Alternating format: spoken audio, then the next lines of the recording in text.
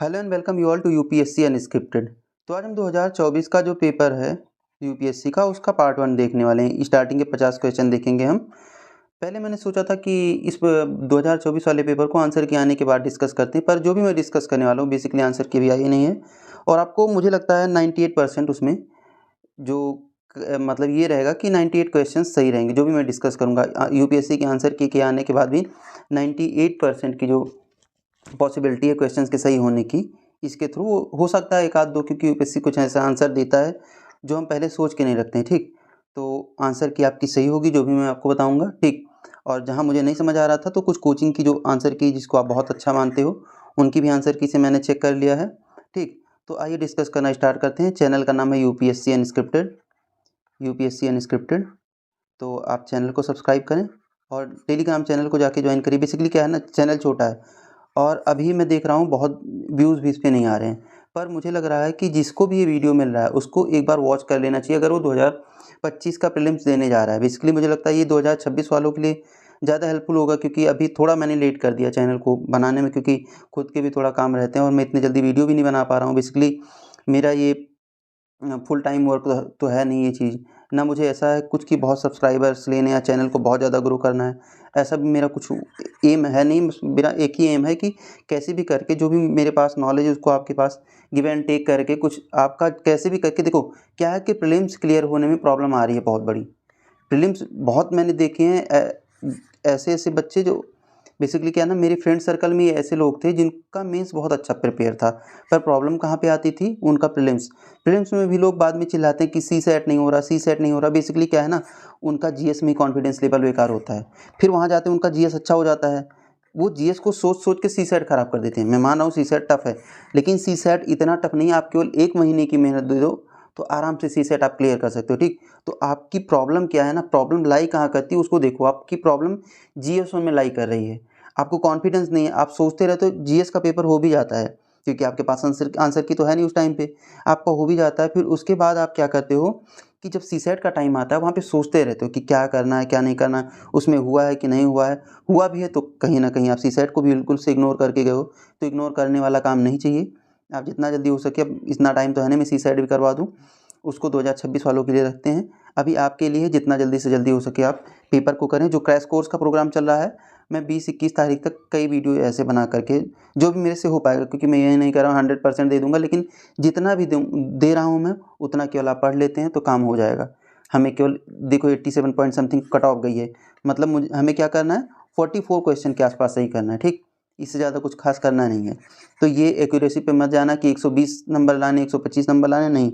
अगर आपको लग रहा है कि 90 नंबर आपके आ रहे हैं तो आराम से आप आगे बढ़ सकते हैं चीज़ों को लेके। ठीक, अब आइए पहला क्वेश्चन देखते हैं।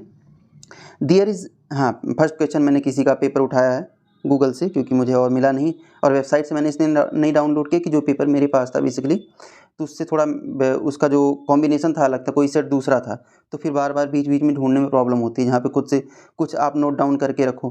ठीक, तो अब इस क्वेश्चन की तरफ चलते हैं। There is an instability and worsening security situation in Sahel region. उस टाइम पे साहेल रीजन जो आपका ऐसे बनता है कुछ ऐसे करके अफ्रीका बनता है। ठीक, ऐसे। ठीक, तो ये जो रीजन आपका आता है ये साहेल रीजन में आता है। यहाँ पे माली, आपका माली आता है, सॉरी नाइजीरिया आता है, और आपका चड आता है, सूडान आता है। तो कई ऐसी कंट्रीज़ हैं ना जो साहेल रीजन में आती है। साहेल रीजन में माना जाता है कि फ्रांस की डोमिनेंस है। वहाँ की जो पॉलिटिकल सिनेरियो होते हैं अगर फ्रांस के अकॉर्डिंग ना रहें तो उन्हें नहीं चलने देता। ये सोच लो कि सेम ऐसे टाइप का क्वेश्चन 22, 23, 24 रिपीट हो रहा है ये क्वेश्चन। ठीक, 23 में भी मैंने आपको पढ़ाया, 23 भी उठा के देख लो। अगर ऐसा कुछ भी आ रहा है तो दूसरा ऑप्शन देखो। There has been military take over और coups in the several countries of Sahel region in the recent past. ठीक, यही यही सेम चीज़ उसमें आई थी 2023 में, 2022 में, 2023 में भी आई थी, 2022 में मैच करवाने के लिए आई थी। ठीक, वही सेम बात कर रहा है वही। तो पहला सही भी है और आपका करेक्ट एक्सप्लेनेशन भी है। अब एक पॉइंट और नोट डाउन कर लो आप, हो सकता है पूछ ले। ठीक, मुझे इससे जो नया कुछ पॉइंट मिला है, एक चल रहा है ग्रेट लेक इनस्टेबिलिटी। ठीक, ग्रेट लेक इनस्टेबिलिटी किससे रिलेटेड है, इसकी कुछ कंट्रीज़ हैं। ठीक, जैसे आपका होगा Uganda, Rwanda, Burundi, Kenya, Tanzania और हाँ केन्या, तंजानिया और DRC. Democratic Republic of Congo, ठीक। ये ग्रेट लेक इंस्टेबिलिटी, जैसे डीआरसी का आपका डीआरसी हो गया, रवांडा हो गया, यहाँ पे कुछ पॉलिटिकल इनस्टेबिलिटीज़ चल रही हैं, ठीक। तो हो सकता है आपसे पूछ ले ग्रेट लेक इंस्टेबिलिटी क्या है, या इसमें कौन कौन सी कंट्रीज आती हैं, या फिर ग्रेट लेक इंस्टेबिलिटी दे करके 4 कंट्रीज पूछ ले कि कहाँ पे पॉलिटिकल सिनेरियो अच्छे नहीं चल रहे हैं, कहाँ पे मिलिट्री कॉन्फ्लिक्ट चल रहा है, ये सारी चीज़ें पूछ सकता है वो, ठीक। तो ये आप टर्म नोट डाउन कर लो। और दूसरा क्या है कि जो नेम बना था आपका 1955 में, उसको 70 ईयर पूरा हो गया था, सॉरी 70 ईयर कंप्लीट हो चुका है, ठीक। 1955 में बना था, ठीक। और अब 2025 चल रहा है, तो इससे भी कुछ क्वेश्चन आ सकता है। क्यों? क्योंकि इसमें क्या था, कौन कौन सी कंट्रीज थी, एक आपकी इंडोनेशिया, एक इंडिया था, और एक अफ्रीकन कंट्री में थी, ठीक। तो इसमें क्या था, ये साउथ ग्रुप है, ठीक।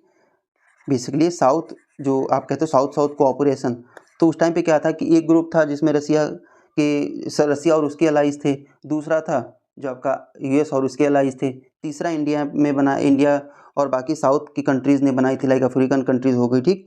एशियन की जो साउथ एशियन कंट्रीज़ हो गई, ये सब साउथ ईस्ट एशियन कंट्रीज़ हो गई, इन सब ने मिलके बनाया हुआ था। तो ये कहते थे हम किसी ग्रुप में जुड़ेंगे नहीं, बेसिकली कंप्लीटली हम उनसे अलग होके भी नहीं रहेंगे, लेकिन अगर मिलिट्री कॉन्फ्लिक्ट या कोई ऐसा इनसे कुछ ऐसा होता है कि आपका इंटरेस्ट हमारे साथ है तो आप हमारे साथ जुड़िए, ऐसा कुछ हम नहीं करने वाले, ठीक। तो इसलिए ये था। तो मैंने आपको 3 पॉइंट बता दिया, इसका कुछ और अगर ऐसा है तो। अगला कह रहा है India does not import Apple from United State of America.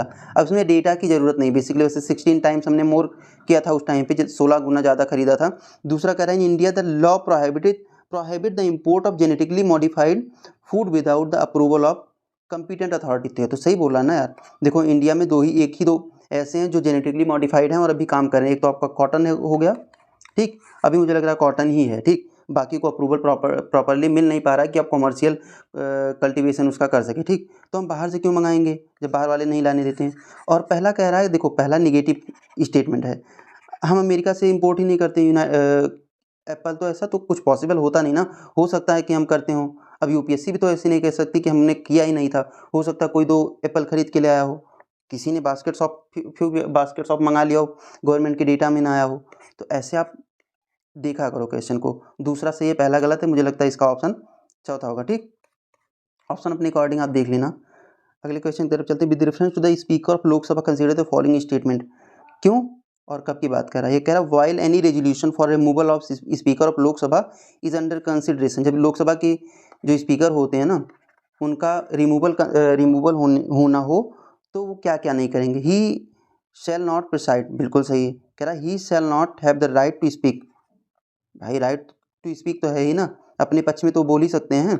अगला कह रहा है आपका he shall not be entitled to vote for the first instance. तो फर्स्ट इंस्टांस में करेंगे, पता है जो स्पीकर होते हैं उनका क्या होता है कि फाइनल इंस्टांस होता है, या फिर आप मान लो कि जो होता है उन्हीं, कभी कभी अगर टाई कर जाए तो वो किस साइड में वोट करते हैं वो उसका मतलब पार्टी या फिर जो भी बिल वगैरह है उसके साइड पे हो जाता है, ठीक। तो पहले इनका जो होता है वोट कास्टिंग लास्ट इंस्टांस में होती है, लेकिन ऐसे केसेस में फर्स्ट इंस्टांस इन्हीं का होता है, सबसे पहले यही वोट करते हैं। अपने पक्ष में करेंगे, अपने अगेंस्ट करेंगे, इनके ऊपर है। और साथ में इनको कैसे आप रिमूव कर सकते हो, तो रिमूवल का सिंपल सा प्रोसेस होता है, आर्टिकल 368 के थ्रू होता है कि ऑब्सोल्यूट मेजॉरिटी के थ्रू, जितना उस सभा की बेसिकली लोकसभा की स्ट्रेंथ है उसके मोर देन 50% लोग अगर वोट करते हैं इनके अगेंस्ट में तो ये हटा दिए जाते हैं, ठीक। यही प्रोसेस होता है। बस इसके आगे तो मुझे नहीं लगता इसमें और कुछ दिया गया है, ठीक। बाकी अगले क्वेश्चन की तरफ चलते हैं। With reference to Indian parliament consider the following statement. A bill pending in the Lok Sabha lapses on its resolution, ठीक। तो हाँ, लोकसभा में डिजॉल्व कर जाएगा। दूसरा कह रहा अ bill passed by Lok Sabha and pending in Rajya Sabha lapses on resolution of Lok Sabha, ठीक।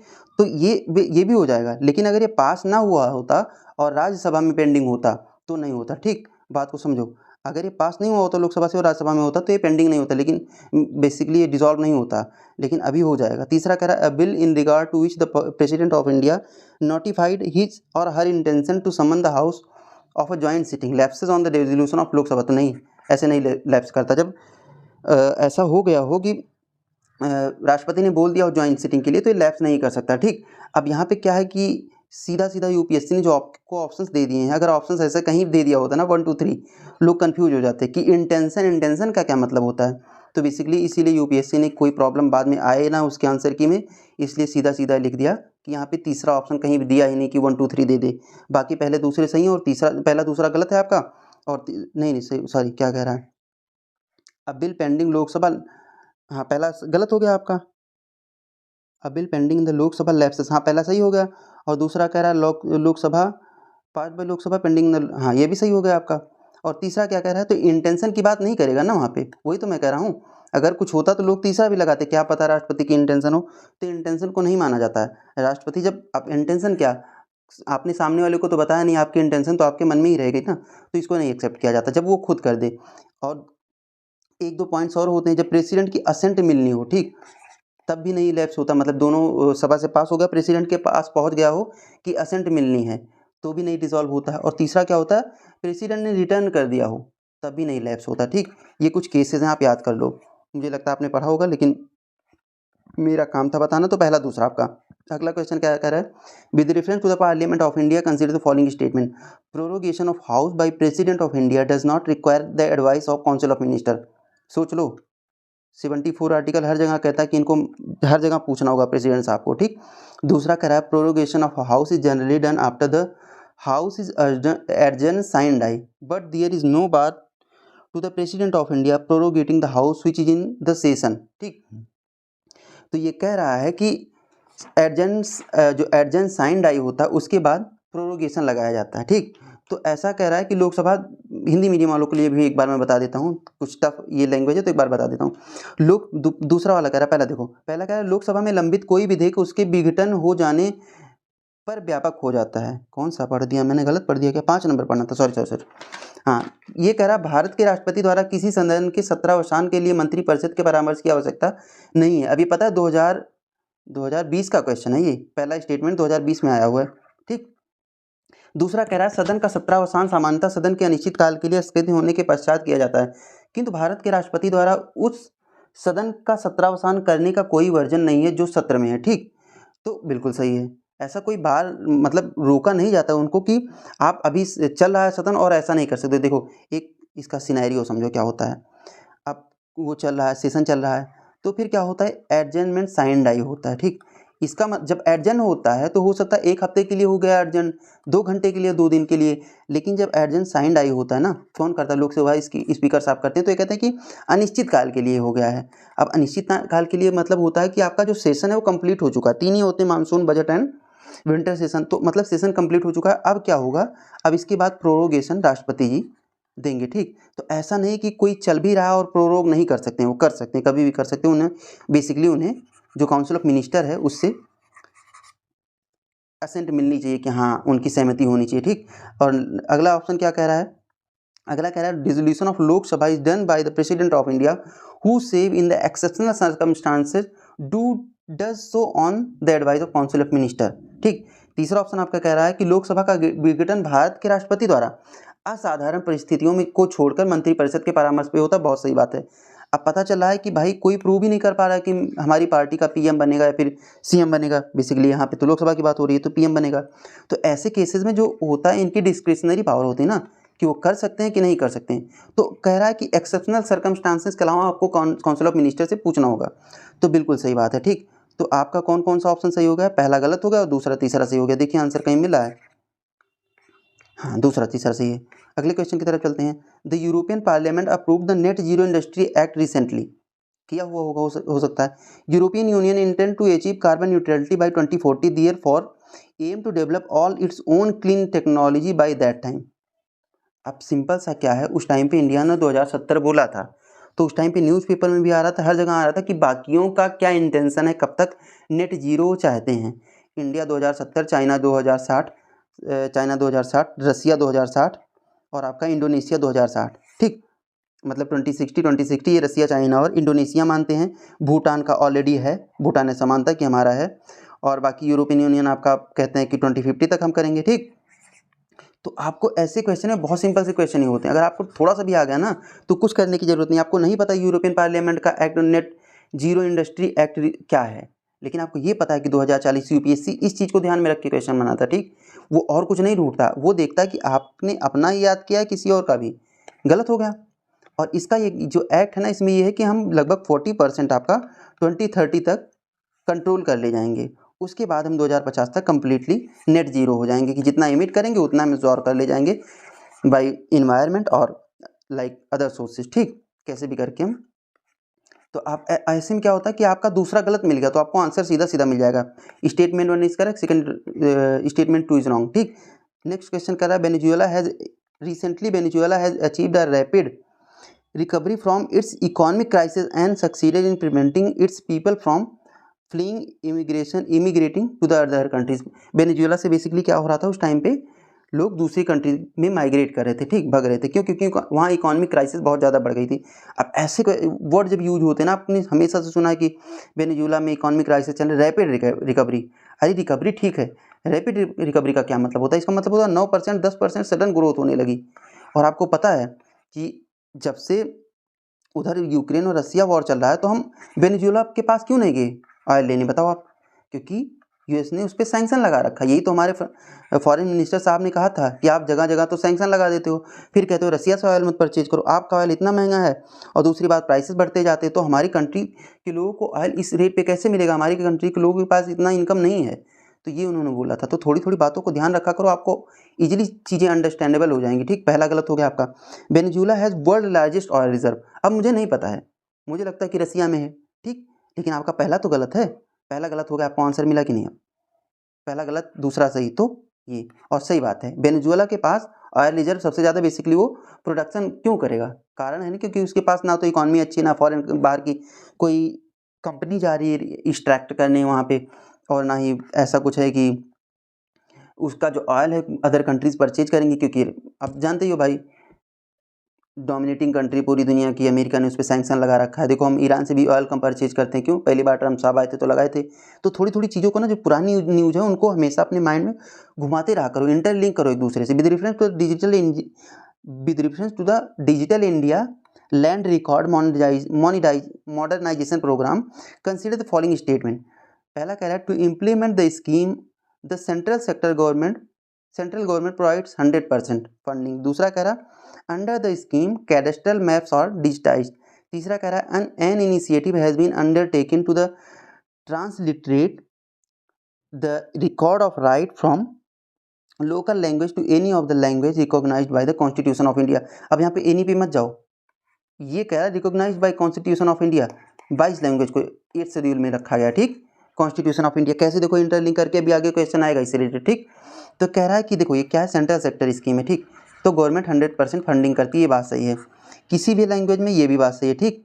दूसरा कह रहा है कि स्कीम कैडेस्ट्रल मैप और साथ में कंप्यूटराइज करने, मतलब कंप्यूटराइजेशन भी इसका करेगा। ये सारी चीज़ें हैं कि कंप्यूटराइज कर दिया जाएगा इसके थ्रू। ये बेसिकली 2016 में ये स्कीम आई थी। और ये क्या है, लैंड रिकॉर्ड को आप एक तो मैप फॉर्म में दे लें, कंप्यूटराइज करें, लोग देख सकें, ऐसा नहीं कि बाद में जो इशू क्रिएट होता है कि लैंड रिकॉर्ड बेसिकली इंडिया में सही से रखा नहीं गया है, तो कभी भी केसेस एक दूसरे पे चलते रहते हैं, ठीक। तो ये काम था इसका, इसमें तीनों सही हैं आपके। बस ऐसे क्वेश्चन जो होते हैं आपको देखना है, कर पा रहे हो, नहीं तो इतनी ये नहीं कि अब इनके पीछे अगले एग्जाम के लिए आप भगते रहो कि ऐसा कोई न्यूज आई तो नहीं थी, पढ़ना नहीं, ऐसा नहीं करना है। अगला कह रहा है प्रधानमंत्री सुरक्षित मातृत्व अभियान। प्रधानमंत्री सुरक्षित मातृत्व अभियान PMSMA कहाँ गया?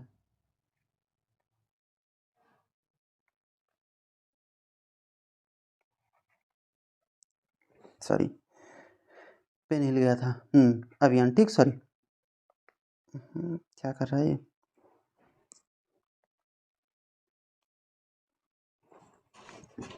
सॉरी, एक मिनट। प्रधानमंत्री सुरक्षित मातृत्व अभियान, ये आपका होगा, ठीक। गर्मी बहुत हो रही है दोस्त। अब इसमें क्या कह रहा है, पहला कह रहा है this scheme guarantees a minimum package to antenatal care service to women to their second and third trimesters of pregnancy and 6 month post delivery health care service in any government health facility. अब आपको in any में नहीं जाना है, ठीक। किसी भी government में भी हो सकता है, कुछ प्राइवेट जो इंटरलिंक्ड हैं, ठीक, उनमें भी हो सकता है, ऐसी बात नहीं है। अब इसमें करना क्या है आपको, एक सेकंड, साथ पेन नहीं काम कर रहा है, 1 मिनट देना।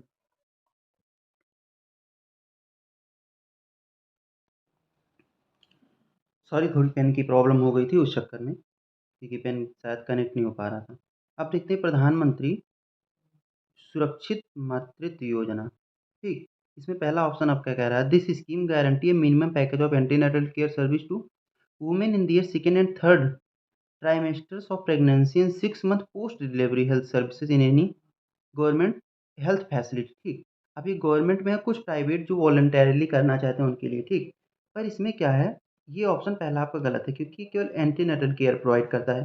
बेसिकली क्या है ना, हर मंथ आपका चेकअप होगा, मतलब बच्चे को भी कोई प्रॉब्लम ना हो, जो माँ है उसको कोई प्रॉब्लम ना हो, पर पोस्ट नेटल में ये सब चीज़ें नहीं कवर होती हैं, ठीक। आपने देखो जो 2023 में क्वेश्चन पूछा था, उसमें भी ऐसे ही क्वेश्चन पूछा था, प्रधानमंत्री कुछ वय वंदन योजना ऐसे कुछ करके पूछा था ना। हाँ, ऐसे ही शायद एक क्वेश्चन था मेरे पास, अभी है ना 2023 के पेपर में मैंने आपको सॉल्व करवा रखा है, वहाँ से आप डिटेल्स ले लेना उसकी भी।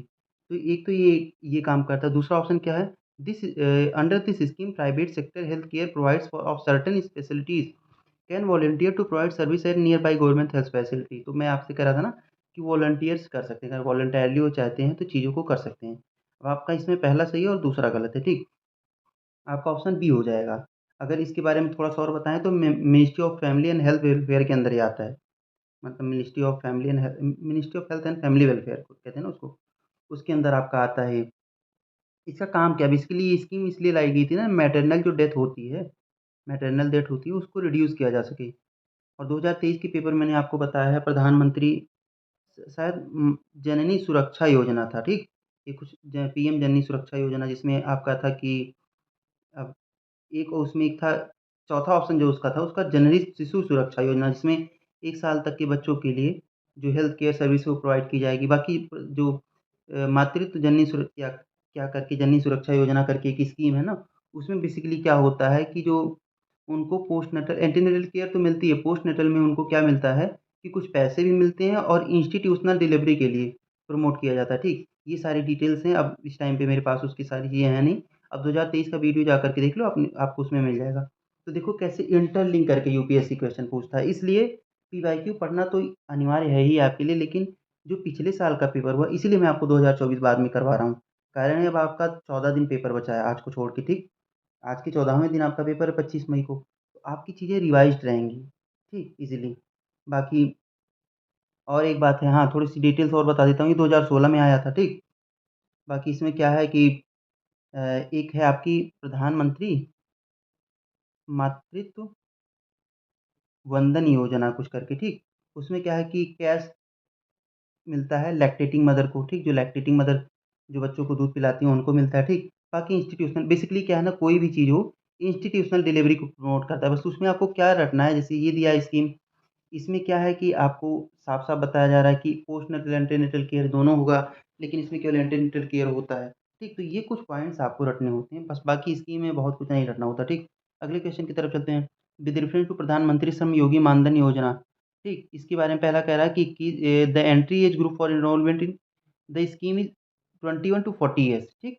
दूसरा कह रहा है age specific contribution shall be made by the beneficiary. Third option is each subscriber under the scheme shall receive a minimum pension of 3,000 per month after attaining the age of 60 years. Fourth option is about family pension is applicable to the spouse and unmarried daughters. तो अब देखो, थोड़ा सा आप ऐसा कुछ ढूंढा करो जो गलत लगे आपको, ठीक। अब चौथा ऑप्शन आपको क्या लग रहा है, गलत नहीं लग रहा है? इसीलिए मैं आपको ये थंबनेल्स पे नहीं लिख के देता कि हैक्स एंड ट्रिक्स कैसे आप सॉल्व करो, इसी में मैं आपको बता दे रहा हूँ तरीका क्या होता है। डॉटर्स को कभी पेंशन मिली है? मतलब आप खुद सोच के देखो, जो गवर्नमेंट पेंशन होती थी ये तो आप करवा रहे हो, जो आप पैसा जमा कर रहे हो उसके थ्रू गवर्नमेंट पेंशन दे रही है। स्कीम के थ्रू जो गवर्नमेंट जॉब्स होती हैं, जो रिटायर होते हैं उनकी पेंशन किसको मिलती है? केवल उनकी स्पाउस को मिलती है, उसके बाद ऐसा तो है नहीं कि बच्चे को मिलने लगी। तो ये सीधा-सीधा गलत नहीं लग रहा है आपको? ऐसे ऑप्शंस आप ढूँढा करो। चौथा नंबर आपने हटा दिया तो या तो 2 और दिन या फिर 2, ठीक? अब पहला देखो, entry age of this group is 21 to 40 years, ठीक? अगर अगर आपको आता है तो ठीक, नहीं आता तो कोई बात नहीं। एज स्पेसिफिक कंट्रीब्यूशन, तो अगर आपने देखो, इसको लोगों ने अटल पेंशन योजना से कन्फ्यूज़ कर लिया था, जो 2016 या 2015 में चली थी, ठीक? उसमें 18 से 40 था, ठीक? 18 से 40 वर्ष आपकी एज होनी चाहिए और आपका जो एज स्पेसिफिक कंट्रीब्यूशन होना चाहिए, और तीसरी बात ये थी आपको 1000, 2000 से 5000 तक जितना आप जमा करोगे, उस हिसाब से आपको पेंशन मिलेगी। यहाँ पे लोग इसमें कन्फ्यूज़ हो गए थे कि 3000 मिनिमम कह रहा है। तो हाँ, ये जो नई स्कीम आई है ना, ये स्कीम आपकी आई थी 2019 में, ठीक? लेबर मिनिस्ट्री के अंदर में, लेबर एंड एम्प्लॉयमेंट मिनिस्ट्री के अंदर में आई थी, तो वो कहती हाँ आपको 3,000 देना होगा। और किसके लिए थी? अनऑर्गेनाइज़ जो वर्कर्स होते हैं जिनकी 15,000 से कम तनख्वाह होती है ना, उनके लिए थी। तो मिनिमम आपको 3,000 पेंशन मिलेगी ही मिलेगी। और मैंने आपको बताया अटल पेंशन योजना में भी यही था। तो एज स्पेसिफिक तो होगा। अब वैसे ही 2 ऑप्शन से आपका पहले ही गलत हो गया था। पहला वाला तो ऑप्शन गलत हो गया था ना जब मैंने चौथा हटाया था। तो आपको ढूँढना था 2, 3 या फिर 2, ठीक? तो ये 3,000 वाला अगर आपको थोड़ा-सा मालूम हो, और क्या है कि ऐसी कई स्कीम्स चली हैं जो 3,000 रुपए दे रही हैं। वो तो अटल पेंशन योजना काफ़ी पुरानी हो चुकी है। बाकी में जो नई स्कीम चलती हैं उसमें 3,000 मिनिमम पेंशन, क्योंकि इन्फ्लेशन के हिसाब से चीज़ें गवर्नमेंट भी करती है। तो आपका 2 और 3 इसमें सही हो गया। अटल पेंशन योजना मैंने इसमें आपको बता ही दिया। अब आपको हैक्स एंड ट्रिक्स जो भी इसमें मैंने आपको बता दिया मिल गए होंगे। अलग से मैं वीडियो बनाने वाला नहीं हूँ। आप पीवाईक्यू देखो, वहीं से आपको तरीके मिल जाएँगे कैसे किया जाता है। अगले क्वेश्चन की तरफ चलते हैं। नारी शक्ति वंदन अभियान की बात कर रहा है, अभी अधिनियम की बात कर रहा है, ठीक? जो नारी शक्ति वंदन अधिनियम कॉन्स्टिट्यूशनल अमेंडमेंट 106 आया है, जो लोकसभा राज्यसभा से पास होकर राष्ट्रपति जी ने असेंट दिया जिस पे 2000। तो इसमें कह रहा है कि provision will come into effect from 18th Lok Sabha, ठीक? 18th लोकसभा से ये प्रोविजन आएगा। अब अगर आपने पढ़ा हो तो 33% रिजर्वेशन मिला है, इंक्लूडिंग एससी और एसटी कैटेगरी की जो है ना, उनको भी उनकी कैटेगरी में जितना मिलता है रिजर्वेशन, उसमें 33% महिलाओं को होगा, ठीक? तो ये कब होता है? ये सारी चीज़ें लागू कब होंगी? जब हमारा नेक्स्ट डिलिमिटेशन कमीशन चलेगा, और जो कॉन्स्टिट्यूएंसीज़ जो है ना, उनको उनकी टेरिटोरियल लाइन्स को, और कितने इसमें एमपी या एमएलए होंगे एक स्टेट में, उनको डिफाइन किया जाएगा नेक्स्ट डिलिमिटेशन के थ्रू, ठीक? जब अगला डिलिमिटेशन होगा, तो पहला ऑप्शन आपका गलत हो गया। अभी तो 84th कॉन्स्टिट्यूशनल अमेंडमेंट के थ्रू 2026 तक के लिए फ्रीज कर दिया गया ना, तो 2026 तक तो आप मान के ना चलो। और कोई भी जो दूसरा ऑप्शन देखो क्या क्या कह रहा है, आप कहोगे करंट से लिंक करना इसको। This will be in force of 15 year after the becoming an act. अब अगर आपने कभी भी पढ़ा हो, जो एससी एसटी को पहले मिला था रिजर्वेशन, उसमें क्या था कि 15 साल बाद इसको हटा दिया जाएगा, ठीक? तब से वो चीज़ें अलग-अलग कॉन्स्टिट्यूशनल अमेंडमेंट करके बढ़ाई ही तो जा रही हैं। जब अम्बेडकर साहब ने स्टार्टिंग में जब कॉन्स्टिट्यूशन हमारा बना था, उनको मिली थी चीज़ें, तो यही तो हुआ था कि अगले 15 साल में इसको खत्म कर दिया जाएगा, क्योंकि देश हमारा इतना ग्रो कर जाएगा। अब देश तो उतना ग्रो कर नहीं पाया, ठीक? तो उस चक्कर में इस चीज़ों को, और बाद में जो है पॉलिटिकल ना इंसेंटिव मिलने लगता है इन गवर्नमेंट को इसके थ्रू, कि हमने इतना परसेंट दिया है तो आपको फ़ायदा मिल रहा है, आप हमें वोट करिए, ये सारी चीज़ें, ठीक? तो इस चक्कर में आप थोड़ा-सा इसको आइडेंटिफ़ाई करें, अगर जो आपकी पुरानी जो भी नॉलेज है उससे आप सही लगा सकते हैं, ठीक? पहला गलत, दूसरा सही। तीसरे की तरफ चलते हैं। There are provision for reservation of seats for scheduled caste women within the quota is reserved for scheduled caste. देखिए मैंने क्या कहा, जो शेड्यूल्ड कास्ट के लिए उसमें भी अब क्या होता है कि देखो कैसे चलता है हमारे यहाँ, 27% ओबीसी को, 15% एससी को, 7% एसटी को, ठीक? 7.5% एसटी को। अब क्या होता है, एससी में केवल मेल-मेल का नहीं होगा। ये पहले ये था कि केवल मेल्स का भी हो सकता है, फीमेल चाहे तो खड़ी हो सकती हैं, लेकिन अभी क्या है, जो 15 सीट है ना, इसमें जो 33% होगा, basically 5 seats only goes to women's, ठीक? ये केवल उन्हीं के लिए वो होगा, ठीक? वुमेन्स के लिए होगा। तो ये कहना चाह रहा है ये। अब भाई वो चीज़ अगर आई है, इसीलिए तो कॉन्स्टिट्यूशनल अमेंडमेंट हुआ, तो ये भी सही है। तो दूसरा, तीसरा आपका सही है, पहला तो आपका गलत हो गया। और दूसरा तरीका क्या था कि उस टाइम पे 18th लोकसभा का इलेक्शन हुआ था। तो कह रहा है कि प्रोविज़न कि will came into effect from 18th Lok Sabha. तो ये थोड़ा-सा उस टाइम पे अगर आप लगाते तो ये आपको ऐसा लगता कि एब्सर्ड सा ऑप्शन लगता, तो उस हिसाब से आप इसको कर सकते थे।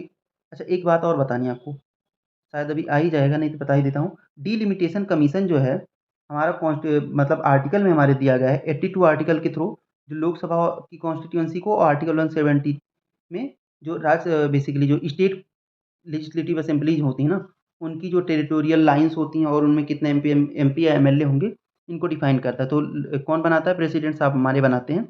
डिलिमिटेशन कमीशन आज तक 4 बार बना हुआ है। पहली बार 1952 में बना था, दूसरी बार 1962, पहले कहा गया था कि 10-10 साल पे बनेगा, ठीक? तीसरी बार 1972 या 73 में बना था, उसके बाद 2002 में, तो 4 बार आज तक बना है, ठीक? अगले क्वेश्चन की तरफ हम लोग चलते हैं। Which of the following statement about exercise Mitra Shakti are correct? अब सबसे पहले आपके दिमाग में आना चाहिए मित्र शक्ति। अगर आपने पढ़ा है तभी आएगा, नहीं तो खत्म काम। मित्र शक्ति श्रीलंका का है। तो पहला कह रहा है इंडिया बांग्लादेश, यही हटा दो, आपको आंसर मिल जाएगा। अब इसमें कोई और हैक नहीं है, आपको थोड़ा-सा मालूम होगा तभी होगा। आप पहला हटाओ, आंसर मिल जाएगा। 2, 3, 4 मतलब तीनों सही हैं। क्योंकि अब ये तो मैं पढ़ा नहीं सकता ना आपको कि कहाँ पे हुआ था, कोई मतलब नहीं है इसका। जॉइंट रिस्पॉन्स, काउंटर टेररिज्म, ठीक है, आप एक बार पढ़ोगे पढ़ोगे तो इसको सही लगाओगे कि काउंटर टेररिज्म के लिए तो चीज़ें होती ही रहती है, ठीक। लेकिन Indian air force was a part of this exercise. अब कन्फ्यूज हो गए ना आप। पहला तो सबसे पहले आपको यही आना चाहिए कि बांग्लादेश और इंडिया के बीच है, इसमें कोई ट्रिक नहीं लगती, ठीक। ये आपके नॉलेज पे बेस्ड होता है। हाँ, ट्रिक लगेगी अगर आपको थोड़ा-सा आता हो, अबाउट मित्र शक्ति। अगर आपको अबाउट मित्र शक्ति नहीं आता तो फिर नहीं कर पाओगे। उसके लिए मेरे पास कोई हैक्स एंड ट्रिक्स नहीं है, ना मैं थंबनेल बनाऊँगा। क्योंकि क्या है, जब आंसर आपके सामने आ जाता है ना, ट्रिक तभी प्रभावी हो पाती हैं। लोगों की ट्रिक तभी सामने आती हैं, नहीं तो ट्रिक सामने नहीं आती है। आप पेपर देने जाते हो, आप खुद से सोच के देखना। ट्रिक्स काम आती हैं, ऐसा मैं नहीं कह रहा हूँ। जो मैंने आपको सम का कॉन्सेप्ट बताया था, कैन बी का कॉन्सेप्ट बताया था, नेगेटिव वर्ड्स जो होते हैं उनको यूज़ करो आप, एक्सट्रीम वर्ड्स को यूज़ करो आप, तो प्रोबेबिलिटी है कि 90% आपके क्वेश्चन सही हो सकते हैं। लेकिन ऐसे नहीं कि ये ऑप्शन नहीं सही लग रहा है, ये ऑप्शन तो पहले, बाद में क्यों नहीं सही लग रहा भाई, पहले सही लगाओ। आंसर की आ गई, ये सब कुछ आपको मिल गया तब तो बेकार की बात, ठीक। A writ of provision and order issued by supreme court और हाई कोर्ट। पीवाईक्यू मैंने आपको सारे रिट्स कराए हैं। पहला होता है हेबियस कॉर्पस, फिर आपका होता है मैंडमस, फिर आपका होता है प्रोविशन, सर्टेरी, कोवारंटो। तो सर जो प्रोविशन होता है लोअर कोर्ट के लिए हायर कोर्ट देता है, ढूँढो इसमें। Lower court prohibiting continuation of proceeding in a case, जो उसके बेसिकली अधिकार क्षेत्र में नहीं आता है, उसमें अगर डिसीजन ले रहा है तो सुप्रीम कोर्ट या हाई कोर्ट अपने लोअर कोर्ट को देते हैं। बाकी ऑप्शन पढ़ने की ज़रूरत है नहीं। पहले पढ़ा दिया तो बार-बार उसी चीज़ को रिवाइज़ करने की कोई ज़रूरत नहीं है। आप वीडियो देखो, उसमें आपको मिल जाएँगी चीज़ें। अगले क्वेश्चन की तरफ चलते हैं। Consider the following statement. It is the governor of state who recognise and declare any community of the state as a scheduled tribe.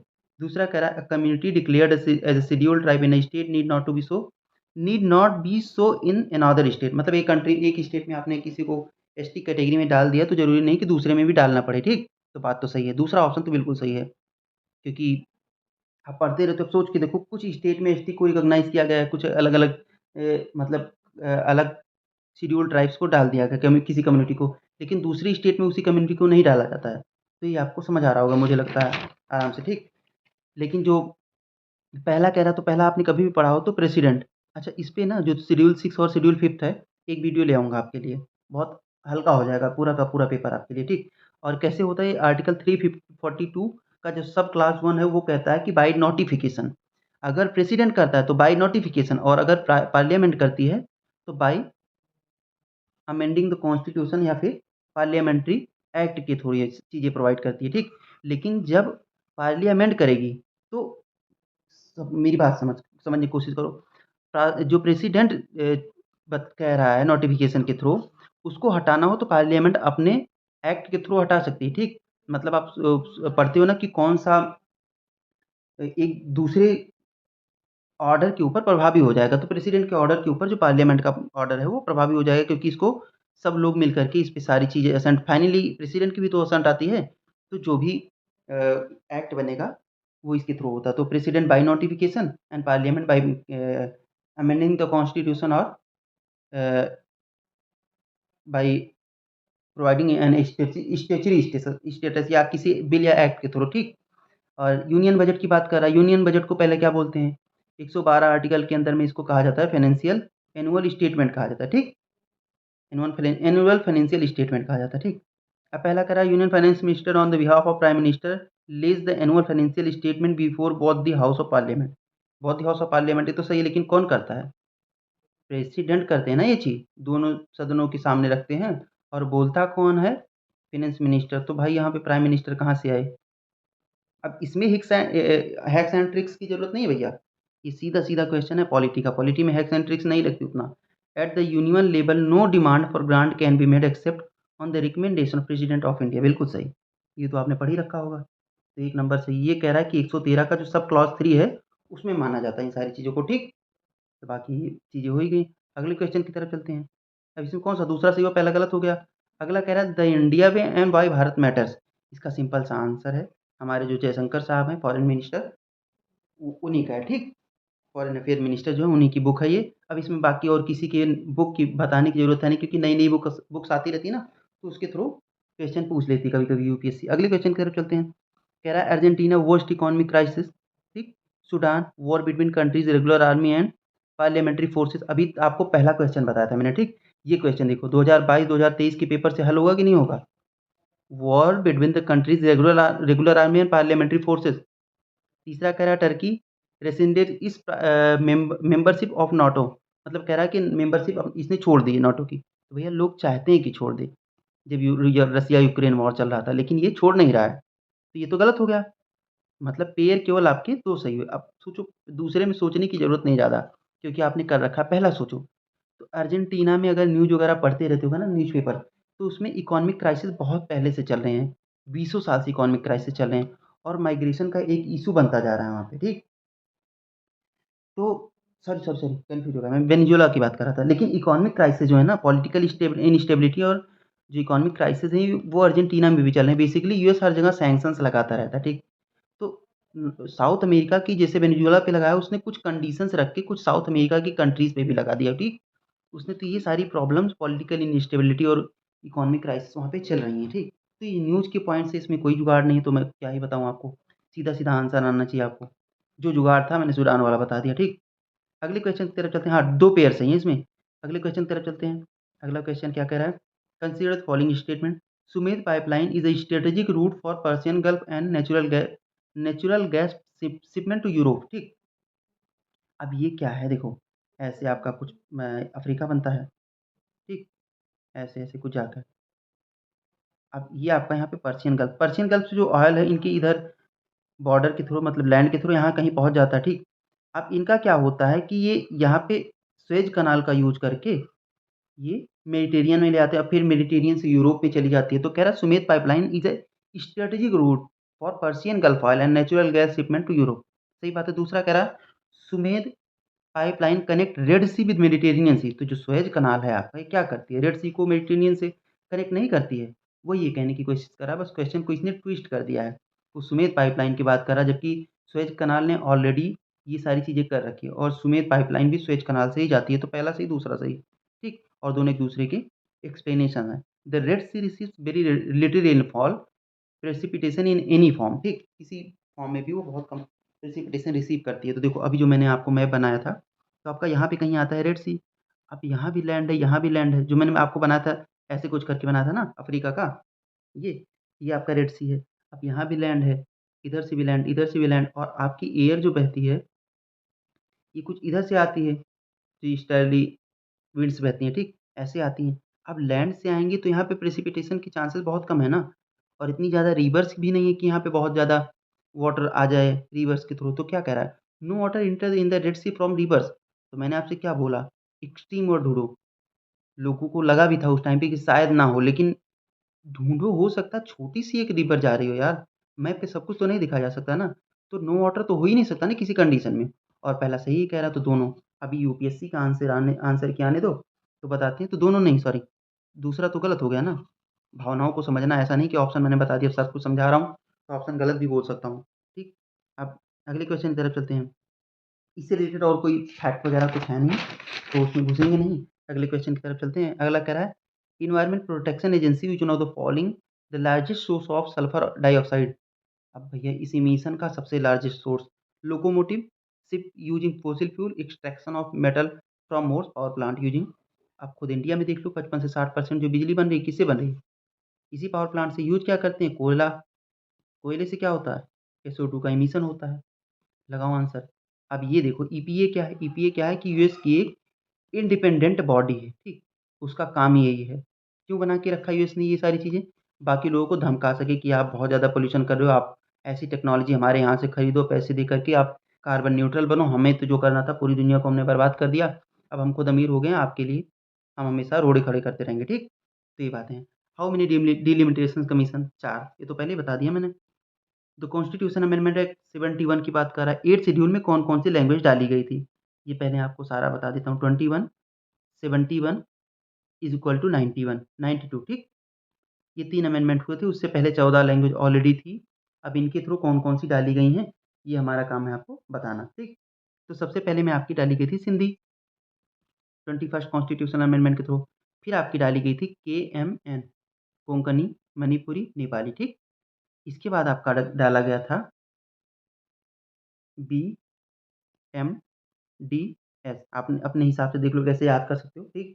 Bodo, Maithili, Santhali, Dogri, ठीक? बोडो, डोंगरी, मैथिली, संथाली, ठीक। अब आंसर आप ढूँढो, 71 की बात कर रहा है, KMN ढूँढना है आपको, ठीक ना। अब कह रहा है कोंकणी, कोंकणी है ना, मणिपुरी, मणिपुरी है, नेपाली, नेपाली, ये 1 2 3, मैथिली तो आपका 92 में आ जाएगी, ये सब नोट डाउन कर लो आप। अच्छा चलो नहीं रब करता हूँ इसको, फिलहाल डालूँगा तो है नहीं, ये टेलीग्राम पे तो क्या फ़ायदा है, कहो तो आप कमेंट करना तो डाल दूँगा, ठीक। पर अब क्या ही फ़ायदा, 1 2 3 इसका आंसर है। भारतीय जनसंघ, भारतीय जनसंघ से ही आपका बीजेपी बनी है, ठीक, भारतीय जनता पार्टी। अब डॉक्टर श्यामा प्रसाद मुखर्जी जी इसके ओरिजिनेटर थे, ठीक। ये बनी कब थी, 1951 से 1977 तक थी। उसके बाद आपका ये इसने रूप बदल दिया, इसने रूप बदल दिया और इसका नाम पड़ गया बीजेपी, ठीक। आपका सोशलिस्ट पार्टी, सोशलिस्ट पार्टी आपका किसने बनाया था, 1934 में जेपी ने, जेपी साहब ने और आचार्य नरेंद्र देव ने, ठीक। और आपका जो स्वतंत्र पार्टी है सी राजगोपालाचारी ने कब बनाया था, तो सी राजगोपालाचारी ने 1959 टू 19 बेसिकली 74 तक चला था आपका ये कौन सा स्वतंत्र पार्टी, सी राजगोपालाचारी। बाकी कांग्रेस फॉर डेमोक्रेसी जो है, ये आपका जगजीवन राम ने कब बनाया था, 1978 में, 77 में, 78 में इमरजेंसी के टाइम पे ये आईएनसी से अलग हो गए थे, ठीक, तब बनाई थी इन्होंने। अब देखो इसमें कौन-सा आप कैसे इस क्वेश्चन को सॉल्व कर सकते हो, तरीका, ठीक। अब हैक्स एंड ट्रिक्स पे आते हैं। भारतीय जनसंघ अगर थोड़ा भी आपने पढ़ा होगा तो आपको आ जाएगा, नहीं आता तो कोई बात नहीं। सोशलिस्ट पार्टी नहीं पढ़ी तो फिर क्वेश्चन मत करना, कोई ज़रूरी बात नहीं है कि आप यूपीएससी दें ही, बहुत बच्चे हैं, ठीक। अगर आपने पढ़ रखा है तो आचार्य नरेंद्र देव आप लगाओ, और अगर सोशलिस्ट पार्टी का ये हो गया मतलब ये तो गलत, ठीक। मतलब 4 और 2 तो आपके गलत हो गए। अब इसमें क्या कह रहा है, ओनली 2 ओनली 4, जब आपको कुछ ना पता हो, 2 आपने गलत कर लिया। अब कांग्रेस फॉर डेमोक्रेसी और भारतीय जनसंघ, अब ऐसा तो है नहीं कि ऑप्शन के हिसाब से देखो, मुझे तो नहीं लगता ऑल 4, मतलब ऐसा तो है नहीं कि कोई नहीं सही है, ओनली 1 या ओनली 2 हो सकता है। आपको नहीं मालूम है, तो आप ओनली 2 लगाइए क्योंकि आपको 2 आंसर मिल रहा है और सत्य भी यही है जिस हिसाब से मैंने समझा। तो हैक्स एंड ट्रिक्स का यही मतलब होता है, 100% राइट नहीं होते हैं। जितने पे आप एलिमिनेट कर ले जाओ, जितने पे आपको भरोसा हो वही, ठीक। अगला कह रहा है power of municipality are given part 9 टे, तो हाँ 12th शेड्यूल है आपका, 74th कॉन्स्टिट्यूशनल अमेंडमेंट है, 1 जून 1993 से प्रभावी हुआ था ये, ठीक। दूसरा कह रहा है emergency provisions are given in 18th part of constitution, 18वें भाग में, तो आर्टिकल 352 3, हाँ, इमरजेंसी प्रोविजंस 356 वगैरह आपके इसी में दिए हुए हैं, ये भी सही है। तो इसमें क्या बताऊँ यार, कोई मतलब कोई जुगाड़ तो है नहीं, बता ही सकता हूँ। और ये पीसीएस वाले तो बहुत अच्छे से तैयार करके रखते हैं, ठीक। तो यूपीएससी वाले भी थोड़ा-सा देख लो, अब ज़रूरी है आपके लिए ये सारी चीज़ें। अगला कह रहा है कि कॉन्स्टिट्यूशनल अमेंडमेंट ये भी 20th नंबर पार्ट में है, बिल्कुल सही, आर्टिकल नंबर 360, इसमें तीनों सही हैं आपके, ठीक, इसके आधार पे। अगला स्टेटमेंट क्वेश्चन क्या कह रहा है? अगला कह रहा है कि correct which of the following statement is correct as per the constitution of India. पहला कह रहा है inter state trade and commerce is state subject under state list. अब अगर आपने 301 से आर्टिकल 306-7 तक पढ़ा है, तो ये यूनियन का है, ठीक। दूसरा कह रहा है inter state migration is a state subject. अब इंटर स्टेट 2 स्टेट के बीच में अगर माइग्रेशन हो रही है, तो अगर स्टेट का मैटर हो जाएगा तो दोनों अलग-अलग, ध्यान से सुनना आप, आपको कुछ नहीं आता, ठीक? जुगाड़ बता रहा हूँ आपको। 2 स्टेट हैं, आप अकेले 2 भाई हो, ठीक? अब आप अपना अपने मन से चल रहे हो, ये अपना अपने मन से चल रहा है। अब सपोज़ करो कि यहाँ पे कुछ रखा हुआ है, आप कह रहे हो मैं इतना ले जाऊँगा और दूसरा कह रहा है इतना ले जाऊँगा। तो अगर आपको और रूल्स कोई आप बनाए नहीं हैं, तो पता चला आपको दोनों को ही रूल्स बनाना है, तो आप कहोगे मेरा इतना, ये कहेगा मेरा इतना। डिस्प्यूट होगा कि नहीं? 75% के लिए उसने भी रूल बना लिया, 75% के लिए उसने भी रूल बना लिया। दोनों ने रूल सेम बनाया, अब ओवरऑल 150% होना चाहिए। है कितना? 100% ही, ठीक? बात समझो, 100% ही है। तो फिर झगड़ा होगा कि नहीं? लड़ाई होगी, कॉन्फ्लिक्ट होगा, तो इसके लिए उसमें आपके मदर या फादर को आना होगा।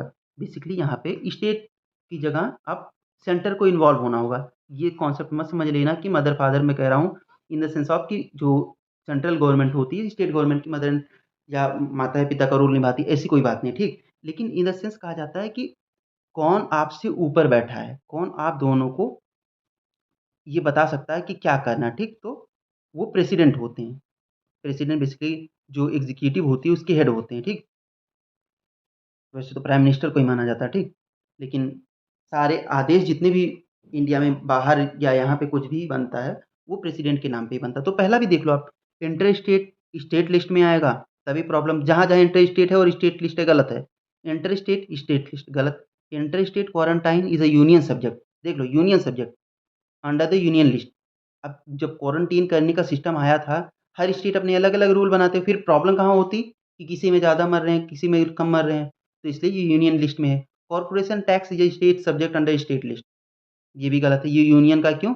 कॉर्पोरेट का टैक्स यूनियन ही लेगा तभी तो लोगों को बाँटेगा। आप आर्टिकल 268, 268 ए और 269 ये सब पढ़ें, ये ज़रूरी है। ये जो आपका इंटर स्टेट रिलेशन वाला चैप्टर है लक्ष्मीकांत में, उसे पढ़ के रखिए, काम आएगा। तो तीसरा आपका सही है। राइट टू प्राइवेसी आर्टिकल 21, इसमें कुछ बताने की ज़रूरत है नहीं। अगला क्या कह रहा है? अगला कह रहा है चीफ डिफेंस स्टाफ की बात कर रहा है, सीडीएस साहब की, ठीक? Head of the department as a military affair. पहला कह रहा है permanent chairman of chief of defence staff, ठीक? चीफ ऑफ स्टाफ कमेटी तो बात सही है, परमानेंट चेयरमैन होते हैं, लेकिन दूसरी क्या है? Exercise military command over the 3 service chiefs. तो जब ये बना था तभी लोगों को प्रॉब्लम ये आ रही थी कि क्या ये कमांड करेंगे? तो कमांड तो केवल राष्ट्रपति करते हैं ना तीनों सेनाओं को। तो ये क्या है कि डिफेंस मिनिस्ट्री को और तीनों सर्विस की चीफ्स को क्या उनको एडवाइस करते हैं चीज़ों के लिए, ठीक? और नेक्स्ट क्वेश्चन की तरफ चलते हैं। यहाँ पे दूसरा ऑप्शन गलत हो जाता है, ठीक? नेक्स्ट क्वेश्चन क्वेश्चन की तरफ चलते हैं। Principal military adviser to defence minister all tri service matters. तो यही तो बता रहा हूँ मैं। तो पहला सही और तीसरा सही आंसर आपका। इसमें कुछ और बताने की ज़रूरत है नहीं। अगला आया था कि operation undertaken by the army towards the upliftment of local population in remote areas to include addressing the of their basic needs is called. और इसमें आपको कुछ नहीं आता, ठीक? तो ऐसे होगा नहीं, अगर आपने कलम में पढ़ रखा तो आप आंसर हो सकता, नहीं तो नहीं। आंसर इसका है ऑपरेशन सद्भावना। ये सब मिलिट्री ऑपरेशन से रिलेटेड है। आप आंसर इसका ऑपरेशन सद्भावना, ठीक। ऑपरेशन संकल्प कब आया था? 2019 में नेवी ने कहाँ पे किया था? तो ओमान और पर्शियन गल्फ में क्या हो रहा था, बार बार शिप कैप्चर हो रही थी, ठीक, या कोई भी प्रॉब्लम उठ रही थी वहाँ पे, तो उस टाइम पे ऑपरेशन संकल्प इंडियन नेवी ने चलाया था कि हम इन चीज़ों से लोगों की रक्षा करेंगे। ऑपरेशन मैत्री नेपाल के लिए हमने चलाया था 2015 में, जब वहाँ पे वो हुआ था, अर्थक्वेक आया था। और अगला आता है ऑपरेशन मदद। ऑपरेशन मदद हमने क्या किया था 2019 या 2018 में, जो कोची में ना वो आई थी, बाढ़ आई थी, तब हमने, हमारी नेवी ने ऑपरेशन मदद चलाया था फ्लड से बचाने के लिए लोगों को, ठीक, रेस्क्यू करने के लिए। तो एक-एक करके मैंने आपको बता दिया। अगले क्वेश्चन की तरफ चलते हैं। The longest border between the any two countries of the world is between.